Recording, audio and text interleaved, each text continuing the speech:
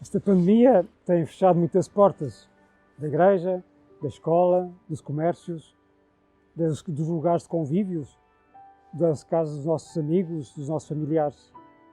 O desafio é como é que podemos viver espiritualmente a Quaresma nestas condições. Como é que me preparo para viver a Páscoa em pleno tempo da pandemia? A tentação é esperar. Esperar que tudo passe. Mas eu ficarei bem apenas na expectativa de que tudo volte ao normal? Aliás, esta pandemia não nos estará a desafiar, mostrando que tudo está a mudar e que se calhar também eu tenho de mudar? Quererei voltar igual para as mesmas coisas? Ou Deus não estará também a desafiar-me a viver de forma diferente este tempo? O verdadeiro cristão não desespera na espera. O discípulo de Jesus vive a espera. Melhor, antecipa o que espera.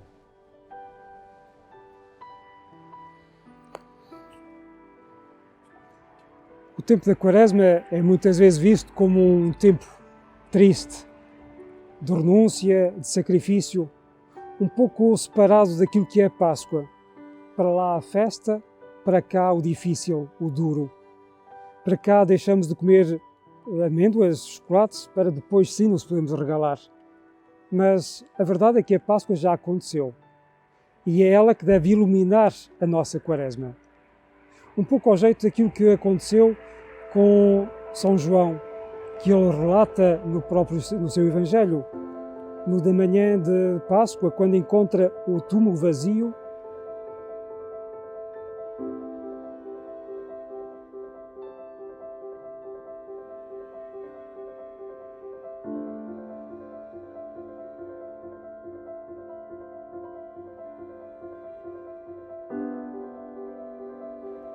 Para ele é sinal de que Jesus está ressuscitado. Diz o texto que viu e acreditou. Na verdade, não havia nada para ver, apenas o vazio da morte. Mas a fé foi capaz de iluminar e ajudá-lo a ver mais além. A Páscoa deve iluminar a nossa Quaresma.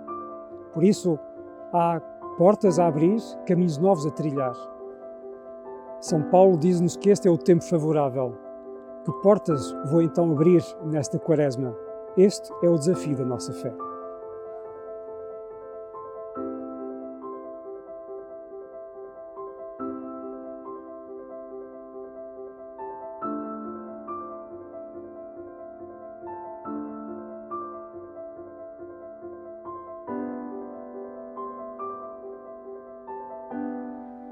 Quaresma remete para o número 40, que está muito presente na Bíblia, mais do que aquilo que até pensamos. Mas, obviamente, o 40 na Bíblia é sempre referenciado a um tempo cronológico, um tempo que acontece. Lembramos especialmente os 40 dias e as 40 noites do dilúvio, os 40 anos no deserto do povo de Israel, os 40 dias de Moisés no alto do Sinai, os 40 dias de Elias a caminho do Horebe e, o mais conhecido porventura, os 40 dias de Jesus no deserto, onde ocorrem as tentações.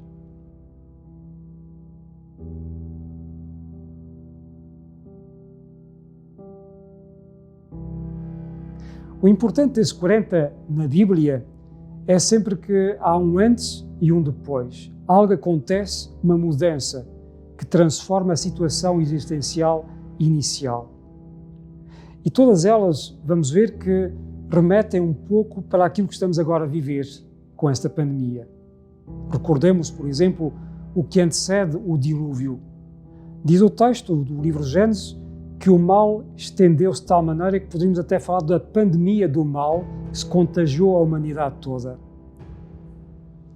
No caso do povo de Israel, a caminho da terra prometida, aqueles 40 anos necessários porque estão a sair da escravidão, estão necessitados de reencontrarem uma terra onde sejam livres.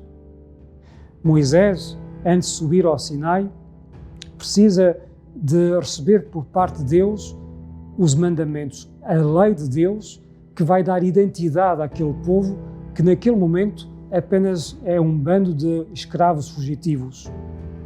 Elias, quando tem de caminhar 40 dias para Horeb, está na verdade a fugir porque é perseguido de morte pela rainha Jezabel. Cai numa tremenda depressão, uma tristeza tal que ele pede a Deus que basta, assim não vale a pena viver. São todos os elementos que, no fundo, podemos recuperar desta pandemia.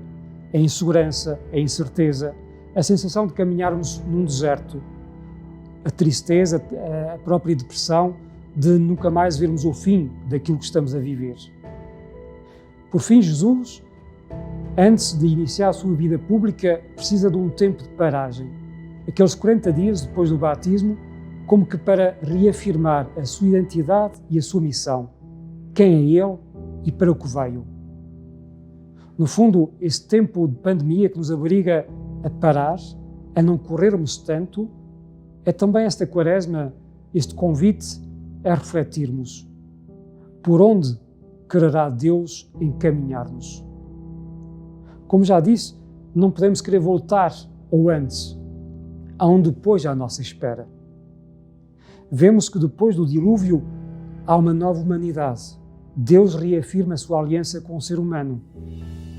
Vemos que depois daqueles 40 anos perdidos no deserto, o povo finalmente merece entrar na terra prometida. Moisés, com a tábua da lei, pode dizer àquele povo que afinal é povo escolhido, o povo amado de Deus.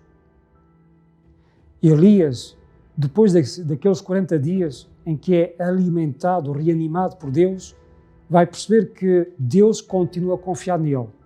Ele que queria desistir, percebe que Deus não desiste dele. Tem uma nova missão para ele. Também nós temos uma missão à nossa espera. Só é preciso caminharmos.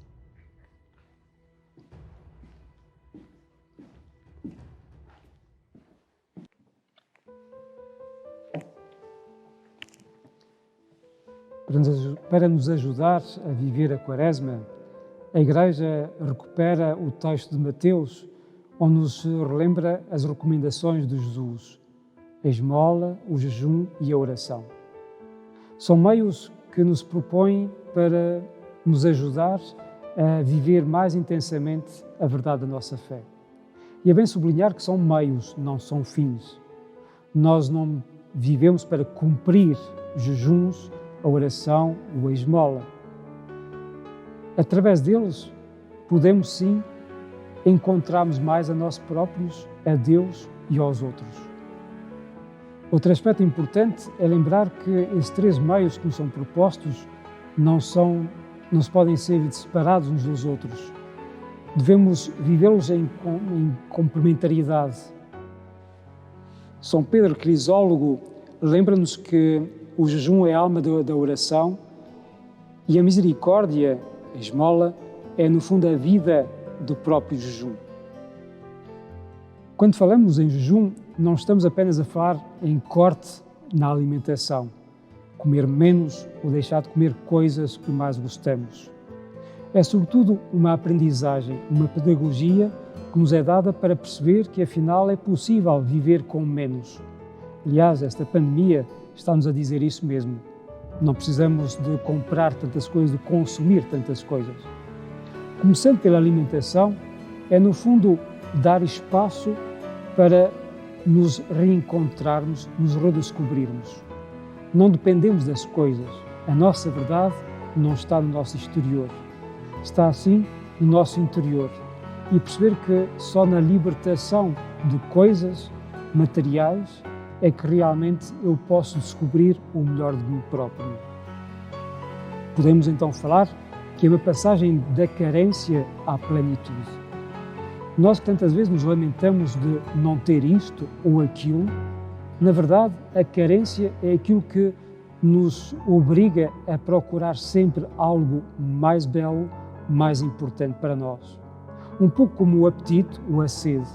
Em si mesmos não são uma desgraça, pelo contrário, é pelo apetite e pela sede que nós procuramos algo, aquilo que realmente possa servir de resposta à necessidade ou à carência que estamos a experimentar. O mesmo poderíamos dizer em relação a Deus. As nossas carências abrem-nos à transcendência. Passando para a esmola ou para a caridade, aqui falamos no encontro com os outros e perceber que, na verdade, a minha identidade só se vai construindo na relação com os outros. Eu sei o que sou com os outros, naquilo que faço pelos outros. Assim me vou descobrindo nas minhas qualidades, as minhas capacidades, também nos meus próprios limites. Mas como vimos antes, a carência ou as limitações vão desafiar-me sempre a procurar crescimento interior para ultrapassar as dificuldades ou as limitações que experimentamos. A esmola, ou a caridade, melhor dizendo, remete também para a capacidade do amor. A caridade não é apenas dar aquilo que me sobra, pelo contrário, a própria palavra remete para o afeto, ou seja, eu sou caridoso quando amo. E o amor não poupa, o amor quer sempre dar aquilo que faz parte de mim.